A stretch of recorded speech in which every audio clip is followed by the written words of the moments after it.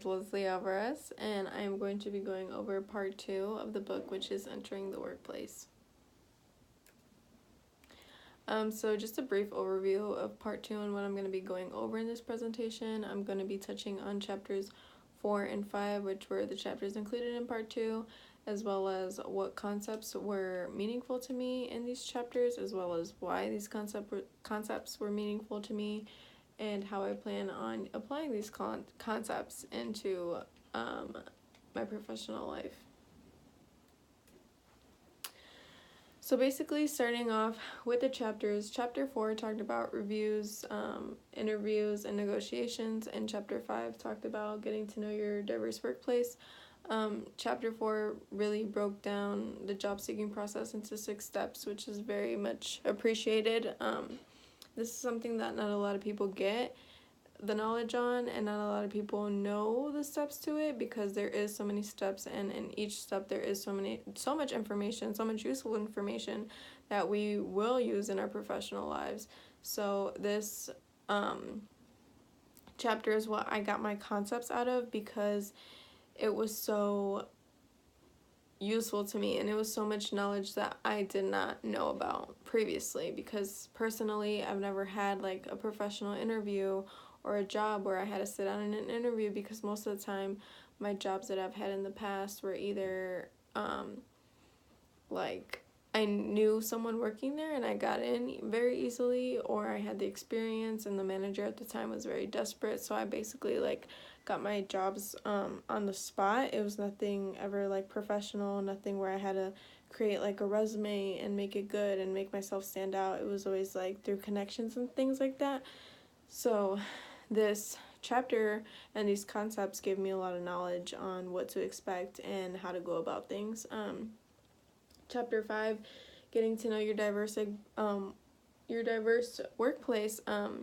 Personally, I have a lot of experience in that. All of my workplaces have been very diverse. I am from Chicago, so the city, like it's kind of hard not for it to be diverse. There's so many people, so many different backgrounds and things of that nature.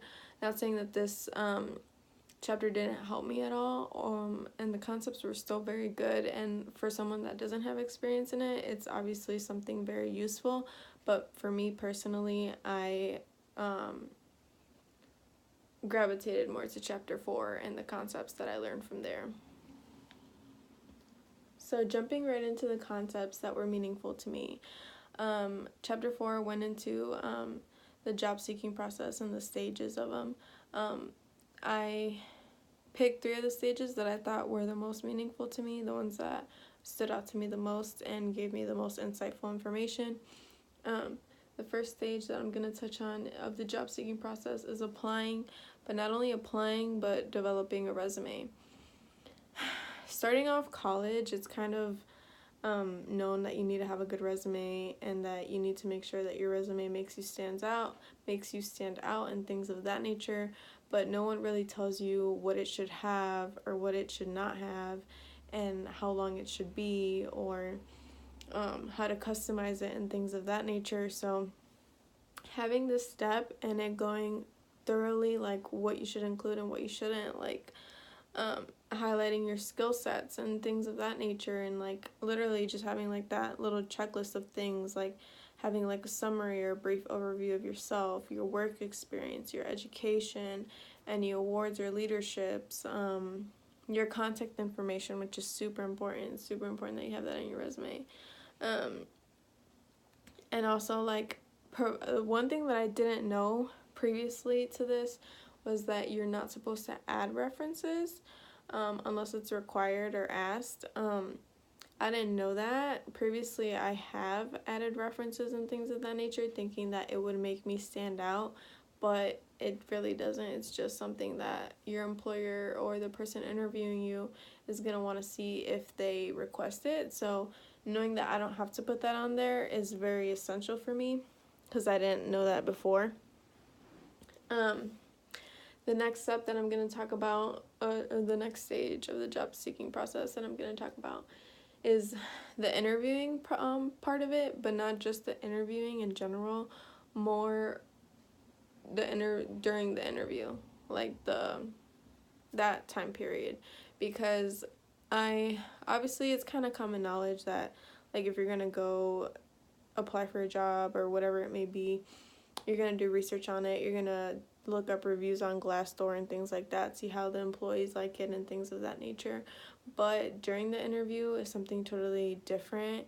It's something that you really need to prepare yourself for, because you really don't know what the interviewer may ask you, or how the interviewer is gonna take your personal experiences and things like that and try to ask you questions about it.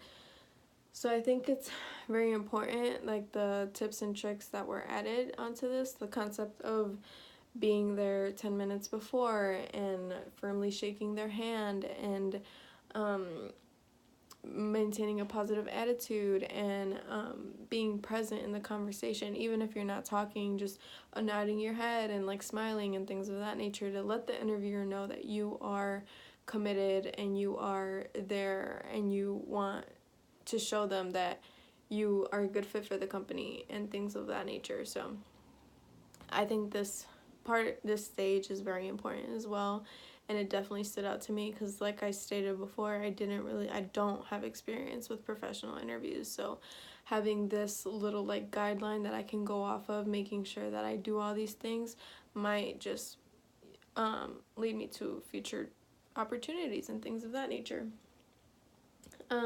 The next stage that I'm gonna touch briefly on, one of the concepts that I really liked, was the stage 5 of the job seeking process, the following up part. Personally, I didn't know that we had to do this until I took this class, which is kind of crazy.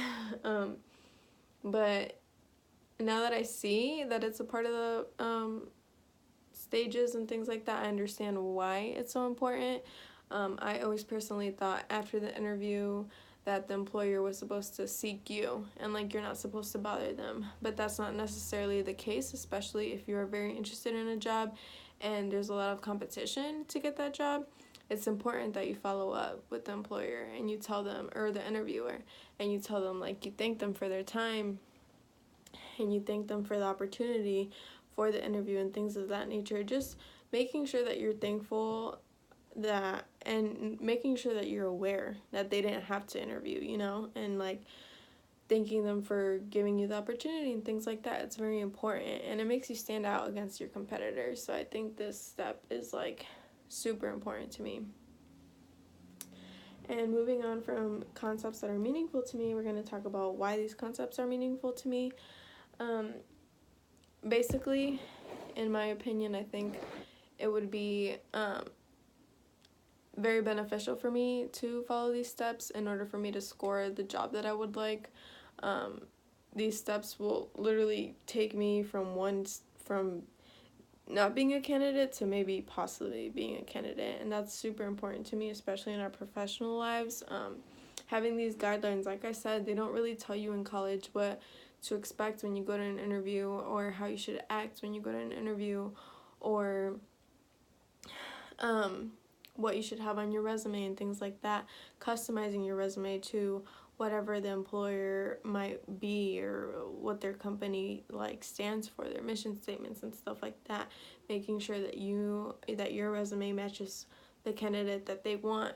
So just applying these things into my professional life could honestly maybe get me a job, make me stand out against my other competition and things of that nature. Also, these concepts are just like information that is just meaningful for anyone entering the workplace. This information, like I said, it's not handed out, and this class is very beneficial in that way because it literally tells you step by step everything that you should do. And honestly, this is like a lifesaver. Applying these concepts to my professional life. So basically, I have like a small example. We went over this chapter early on in the semester before we did our mock interviews. And so when preparing for our mock interviews, like I stated, don't have any experience with it. So when I was preparing for it, I went back to these slides and I made sure that my resume, because I took a resume with me to the mock interview, I made sure that resume kind of had the things that were stated under what developing a resume, what a resume should have. So I made sure that my resume included those things, as well as I made sure I got to the interview early, 10 minutes early. I made sure that I shook my career coach's hand. I made sure that I made small talk with her throughout the interview to make it more conversational, so that she would be able to remember our conversation. Not only that, and also maybe be able to distinguish me against other students if I were ever to contact her after this interview. So just taking those little pointers and applying them to that mock interview was, I think, what made it so successful, because I really did like my mock interview, and I did think it was a really good experience and a really great way to apply these things. And the pointers that she also gave me were very helpful, and I plan on applying those pointers as well to my professional life. Also, just knowing these things and knowing that I need to perfect them, going to the career center and literally just asking for help, having them review my resume, because even though you do have this guideline, it doesn't mean that it's going to be up to standard. So just going out there and getting more opinions and getting as much as experience, as much as practice as I can before I actually enter the real workforce is very important to me. And just using these steps when applying for jobs, obviously I'm not going to follow them word for word, but at least having this guideline would put me above my competition and above the people that I'm going to be going against when applying for these jobs. At least I have this type of little guideline that can show me the ways into it, and just a simple way to get my foot in the door, because it's kind of hard, especially when you have no experience and you're fresh out of college. These things aren't going to come to us naturally, and the more practice and the more experience we can get, the better. So that is my conclusion to my presentation. Thank you so much for taking your time out of your day to sit here and listen to me talk. I really enjoyed this class, and I will take this wisdom with me to all the places I may go. Thank you.